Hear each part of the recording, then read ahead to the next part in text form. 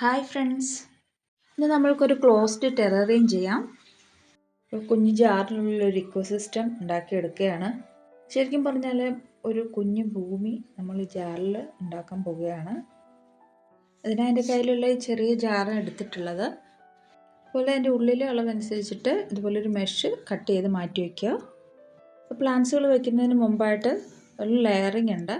അപ്പോൾ അതിനായിട്ട് കുറച്ച് ഗ്രാവൽ ആദ്യം ഇടുക. അപ്പോൾ നമ്മളൊരു കാര്യം ശ്രദ്ധിക്കുന്നത് ഫംഗൽ വരാതിരിക്കാൻ വേണ്ടി നമ്മൾ ഗ്രാവലാണെങ്കിലും നമ്മുടെ ബോട്ടിലാണെങ്കിലും എല്ലാം സ്റ്റെറിലൈസ് ചെയ്തതായിരിക്കണം. അപ്പോൾ ടെററിയത്തിനായി ഗ്ലാസ് ജാർ വാങ്ങുമ്പോൾ ഒരു കാര്യം ശ്രദ്ധിക്കുക, കുറച്ച് വലിപ്പമുള്ള ജാർ വാങ്ങാൻ ശ്രദ്ധിക്കുക. അതായത് നമ്മൾ നടുന്ന പ്ലാന്റുകൾ അതിന് നന്നായി വളരുവാനും അതുപോലെ നമ്മൾ ഭംഗി കൂട്ടാൻ ഓരോ തിങ്സൊക്കെ അതിൽ ഉപയോഗിക്കുമ്പോൾ അതിന് കുറച്ചും കൂടെ വലിപ്പം ഉണ്ടെങ്കിൽ നന്നായിരിക്കും. അതുപോലെ ക്ലോസ്ഡ് ടെററിയമാണ് ചെയ്യുന്നതെങ്കിൽ അതിൻ്റെ ലിഡ് എയർ ടൈറ്റ് ആയിരിക്കണം. അപ്പോൾ നമ്മൾ മുൻപ് കട്ട് ചെയ്ത് വെച്ചിരുന്ന മെഷ് നമ്മൾ ആ ഗ്രാവലിൻ്റെ മുകളിലേക്ക് വയ്ക്കുക.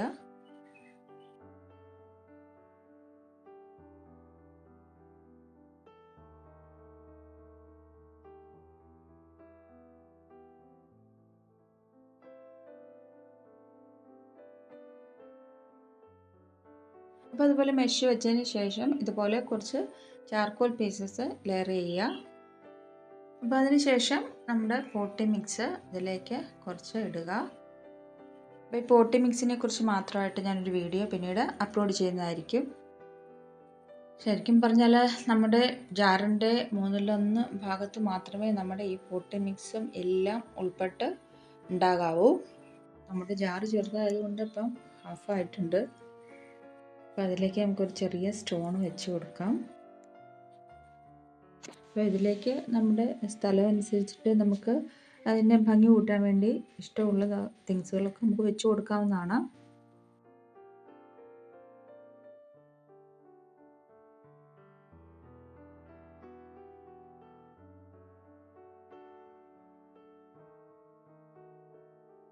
അപ്പോൾ ഇതുപോലെ കിട്ടുന്ന മോസ് ഇപ്പോൾ മഴക്കാലം ആകുമ്പോഴേക്കും നമ്മുടെ തൊടിയിലൊക്കെ ഇതുപോലെയുള്ള മോസുകളുണ്ടാവും.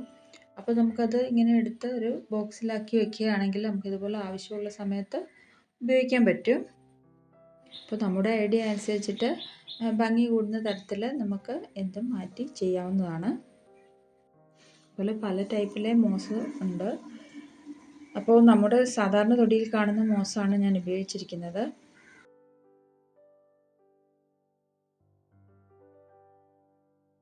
അപ്പോൾ ഇനി നമുക്ക് വേണ്ടത് അതിലേക്ക് വേണ്ടിയുള്ള പ്ലാന്റ്സ് ആണ്. അപ്പോൾ ഞാനിതിവിടെ എടുക്കുന്നത് ഫിറ്റോണിയയുടെ ഒരു ചെറിയ കട്ടിംഗ് ആണ്.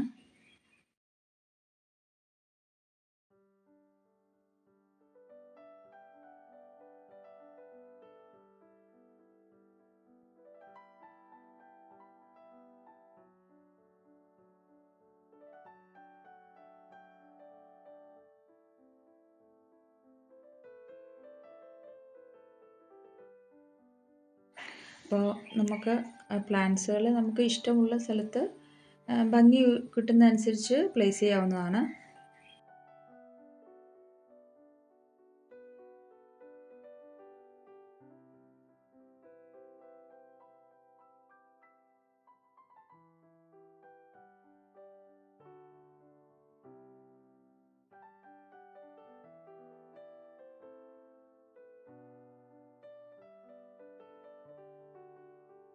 അതുപോലെ ഇതുപോലെ ഡ്രിഫ്റ്റ് വുഡിൻ്റെ ചെറിയ പീസസ് ഒക്കെ ഉണ്ടെങ്കിൽ അതൊക്കെ നമുക്ക് അതിനുള്ളിൽ വയ്ക്കാവുന്നതാണ്.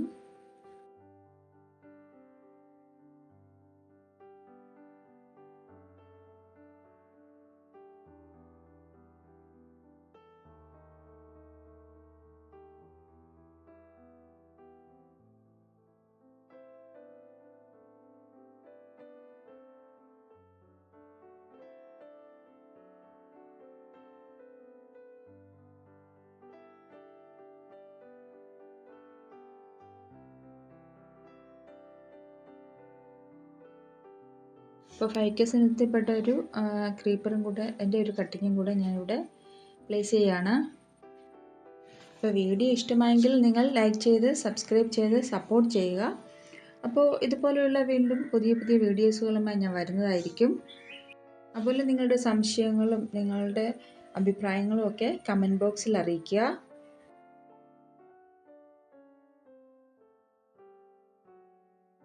അപ്പോൾ ഇനി അതിലേക്ക് വാട്ടർ നന്നായി സ്പ്രേ ചെയ്ത് കൊടുക്കാം.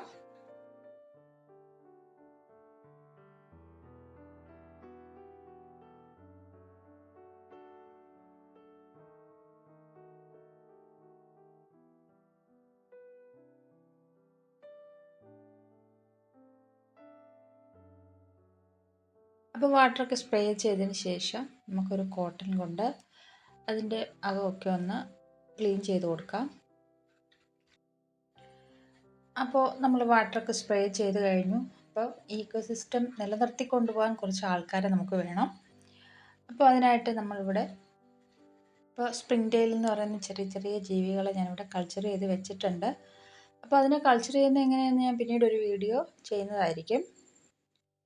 ശരിക്കും പറഞ്ഞാൽ ഇനി ഇവരാണ് നമ്മുടെ ടെററിയത്തെ ഇതേ നിലയിൽ നിലനിർത്തുന്നത്. അപ്പോൾ ഫംഗസും അതുപോലെ ഇതിനകത്ത് വീഴുന്ന ഉണങ്ങിയ ഇലകളും ഒക്കെ ഇത് ഡീകമ്പോസ് ചെയ്ത് അവരങ്ങനെ ഇതിനകത്ത് ജീവിക്കും. അപ്പോൾ നമ്മൾ ആഡ് ചെയ്ത ഒരു 2 വീക്സെങ്കിലും എടുക്കും ഒന്ന് മൾട്ടിപ്ലൈ ആയി വരാൻ. അപ്പോൾ 2 വീക്സെങ്കിലും നമ്മൾ ടെററിയം ഒന്ന് വാച്ച് ചെയ്യണം ഡെയിലി. നമ്മൾ നട്ട പ്ലാന്റ്സൊക്കെ നന്നായി ഇരിക്കുന്നുണ്ടോ, അതുപോലെ നമ്മൾ വെച്ചിരിക്കുന്ന മോസിന് എന്തെങ്കിലും കംപ്ലൈൻ്റ് ഉണ്ടോ അങ്ങനെയൊക്കെ നോക്കുക. അതുപോലെ നന്നായി സൂര്യപ്രകാശം കിട്ടുന്ന പ്ലേസിൽ വെക്കുക. ഡയറക്റ്റ് വെയിലടിക്കുന്നിടമല്ല, ഇൻഡയറക്റ്റായിട്ട് സൂര്യപ്രകാശം കിട്ടുന്ന പ്ലേസിൽ വെക്കുക. അല്ലെങ്കിൽ അക്വേറിയം ഷോപ്പിലൊക്കെ കിട്ടുന്ന ലാമ്പിന് അടിയിൽ വെക്കുക. അതായത് അക്വേറിയത്തിൽ ഉപയോഗിക്കുന്ന LED ലൈറ്റ് നമുക്ക് അക്വേറിയം ഷോപ്പിലൊക്കെ വാങ്ങാൻ കിട്ടുന്നതാണ്. അപ്പോൾ വീഡിയോ ഇഷ്ടമായെങ്കിൽ ലൈക്ക് ചെയ്ത് സബ്സ്ക്രൈബ് ചെയ്ത് സപ്പോർട്ട് ചെയ്യുക. നിങ്ങളുടെ സംശയങ്ങൾ കമൻറ്റ് ബോക്സിൽ അറിയിക്കുക. പുതിയൊരു വീഡിയോയുമായി വരുന്നതുവരെ thank you for watching. Okay, by.